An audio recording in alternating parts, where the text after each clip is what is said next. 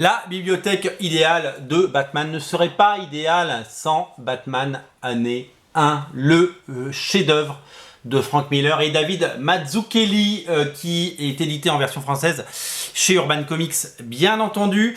Batman année 1, c'est tout simplement les origines de Batman racontées par Frank Miller et David Mazzucchelli. Ils avaient travaillé ensemble sur Daredevil et ils se retrouvent sur Batman pour nous conter dans les pages d'ailleurs de la série Batman. À l'époque, on faisait pas des mini-séries sur des origines. On disait, bah tiens, ce mois-ci, on va raconter les origines, raconter les origines. Donc c'était Batman 404 à 407.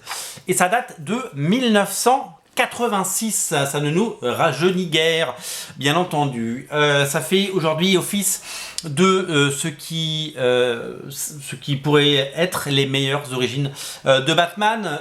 Christopher Nolan s'en est largement inspiré pour son film Batman Begins. Tous les auteurs sont allés puiser dans ce que Frank Miller a écrit pour nous définir à tout jamais Batman. Il faut savoir une chose, il faut savoir que les comics, aujourd'hui ce que vous lisez, et le niveau d'exigence que vous avez en lecture de comics, c'est-à-dire il faut des personnages forts, il faut que leur double ait une personnalité marquante, il faut que la personnalité de Bruce Wayne soit aussi intéressante que celle de Batman, il faut qu'on connaisse évidemment les fêlures, les blessures et tout ce que Bruce Wayne est en tant qu'homme pour définir son alter ego Batman, toute la profondeur qu'il peut y avoir dans les personnages, toute la qualité d'écriture de dialogue, toute la noirceur qu'il peut y avoir dans ces personnages comme Daredevil, comme Batman, tout ce qui définit le côté héros un peu détraqué qu'on a pu voir ces dernières années, depuis Authority, depuis Ultimate, depuis Black Summer par exemple, The Boys, Jupiter's Legacy. Tous ces titres-là n'auraient pas existé sans deux auteurs, Alan Moore qui a fait les Watchmen et Frank Miller qui a fait redéfini Batman et Daredevil dans les années 80. L'année 86 et les années 80 nous ont apporté ce qu'on lit aujourd'hui, c'est-à-dire elle a fait naître une génération d'auteurs qui ont aimé les comics parce qu'ils avaient de la profondeur et pas simplement parce que c'était des mecs cool habillés et qui sauvaient le monde. Faut savoir que les comics avant c'était souvent des épisodes, souvenez-vous des épisodes de Spider-Man dans les années 80, c'était des histoires complètes en un numéro, il n'y avait pas des crossovers ou des events ou des choses qui sur plusieurs mois, c'était la vie pépère d'un Peter Parker ou d'un Matt Murdock. Il y a une menace qui attaque la ville, on cambriole la banque, il y va, il attaque et il défend tout le monde et il sauve Save the Day et à la fin il fait un bisou à l'héroïne et il rentre chez lui et fin de l'épisode, 22 pages. Fallait boucler un épisode, une intrigue en 22 pages et les personnages manquaient de profondeur. Même si les personnages de chez Marvel étaient plus humains que les personnages chez DC, ça manquait cruellement de tout ce qui fait aujourd'hui le sel et tout ce qui fait la qualité des comics. Frank Miller et Alan Moore sont arrivés et ils ont tout redéfini et les comics n'ont jamais eu le même visage. Ils ont donné un côté humain, ils ont parlé, on l'a dit, des fêlures et des blessures des personnages. Ils ont disséqué ces personnages pour aller chercher pourquoi sont-ils devenus comme ça, pourquoi sont-ils ces héros, pourquoi combattent-ils le crime, pourquoi se déguisent-ils, qu'est-ce qu'il y a dans leur tête et puis ils ont commencé à écrire des dialogues, des situations et s'entourer de personnages, d'auteurs comme David Mazzucchelli notamment, capables de raconter des histoires et de tirer le comics vers le haut. Souvent on a dit que les auteurs américains étaient très inspirés de ce qui se faisait dans la franco-belge, en France, en Belgique et partout en Europe.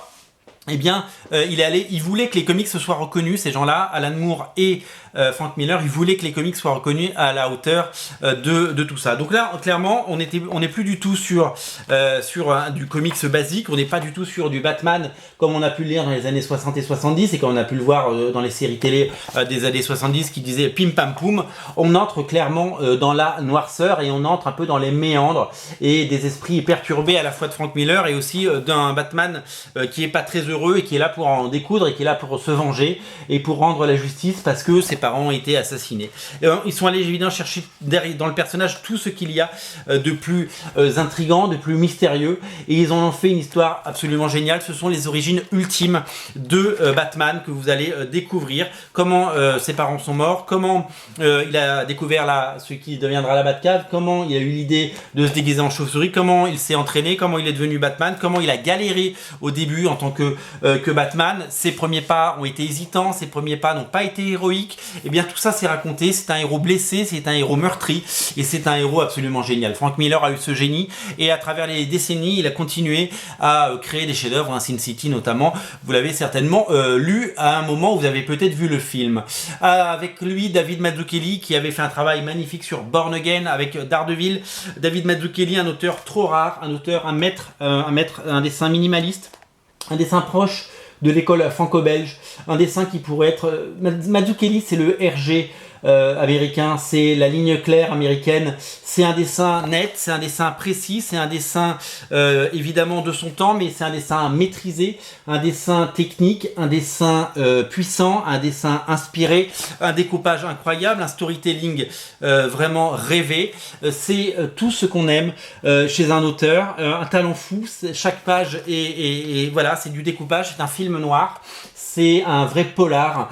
On est vraiment sur quelque chose d'intriguant, sur un film d'ambiance, un film de genre maîtrisé. Voilà, il a mis dans Batman année 1 l'exigence qu'un grand auteur met dans un travail, quelqu'un qui passerait des années à peaufiner son art et à rendre chaque page plus belle. Voilà, il a créé ça, il a inscrit son nom à tout jamais dans la légende des comics, David Mazzucchelli, avec cette œuvre. C'est une œuvre incontournable, c'est une œuvre qu'il faut avoir dans sa bibliothèque, c'est une œuvre qu'il faut avoir lue. C'est une œuvre absolument essentielle et ça fait partie évidemment de la bibliothèque idéale. Frank Miller a redéfini le personnage à tout jamais avec son acolyte David Mazzucchelli. Ils ont créé un monument, un véritable monument de la bande dessinée moderne. Les comics sont passés de ce truc pour les enfants ridicule qu'on achetait à la caisse des supermarchés ou dans les convenience stores à quelques dollars ou quelques cents, sont passés à une toute autre ère, grâce à Frank Miller et grâce à Alan Moore. Les comics sont devenus, les gens sont devenus fiers de lire des comics, de faire partager, tiens j'ai lu un truc de Batman, faut que tu le lises, et c'est devenu absolument génial. Grâce à eux, ils ont tout changé, ils sont allés puiser dans ce qui se faisait de mieux dans la bande dessinée mondiale, que ce soit évidemment des maîtres japonais ou des maîtres européens, franco-belges et autres, pour nous proposer un récit qui a traversé les époques, traversé le temps et qui aujourd'hui continue de nous émerveiller. Je vous invite à lire Batman année 1 si ce n'est pas déjà fait. Batman année 1, c'est tout simplement un des meilleurs comics qui ait été produit. Pendant longtemps, ça a été un des seuls comics réédités parce que qu'il n'y avait pas autre chose qui lui arrivait à la cheville. Depuis chez DC Comics, ils ont sorti plein d'œuvres majeures, vous le savez, et ces émissions sont là pour vous les rappeler, mais celui-là fait vraiment partie des fabuleux titres à découvrir évidemment. Je vous mets le lien dans le descriptif de la vidéo, lisez-le si ce n'est pas déjà fait. En tout cas, il a tout à fait sa place dans la bibliothèque idéale. Salut.